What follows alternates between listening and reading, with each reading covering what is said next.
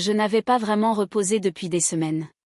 Le silence dans la maison était devenu de plus en plus lourd depuis le divorce, tellement fort qu'il semblait appuyer sur ma poitrine chaque nuit. Parfois, je laissais la télévision allumée juste pour faire semblant que quelqu'un d'autre respirait dans la pièce avec moi.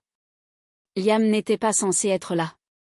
Il avait dit que c'était juste une pause pour échapper au stress des examens, aux tensions avec les colocataires, au mal du pays, mais quand je l'ai vu entrer cet après-midi-là, plus grand et plus large que ce dont je me souvenais, quelque chose a changé.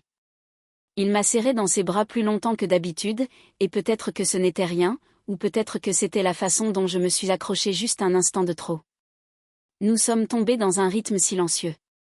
Je cuisinais, il nettoyait, nous nous asseyions ensemble après le dîner, parfois à regarder des films, parfois juste à discuter.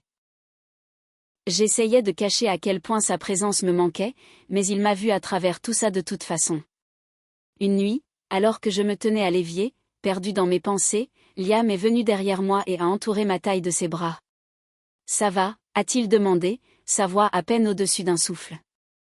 J'ai hoché la tête, mais la vérité s'est coincée dans ma gorge. Je voulais m'appuyer contre lui pour le réconfort, pour la connexion, mais je ne l'ai pas fait. Puis sont venues ces petites choses qui ne semblaient pas si petites, la façon dont il me complimente quand je m'habille pour le travail, la façon dont il rit quand je fredonne en cuisinant, le verre de vin qu'il m'a servi un soir en disant « Tu mérites de te détendre plus, tu travailles trop dur ».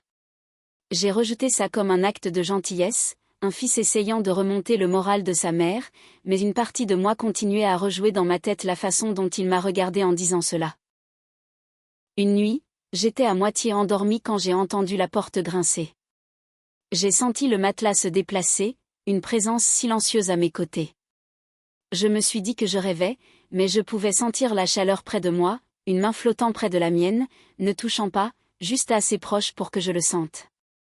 Je suis restée là, le cœur battant, la respiration courte, me disant que c'était innocent, un fantôme du passé, peut-être quand il était petit et qu'il avait peur des orages. C'est tout. Le matin suivant, il était déjà levé, en train de siroter son café comme si de rien n'était. Peut-être que ce n'était rien. Peut-être que je l'avais imaginé, mais après ça, tout me semblait un peu altéré.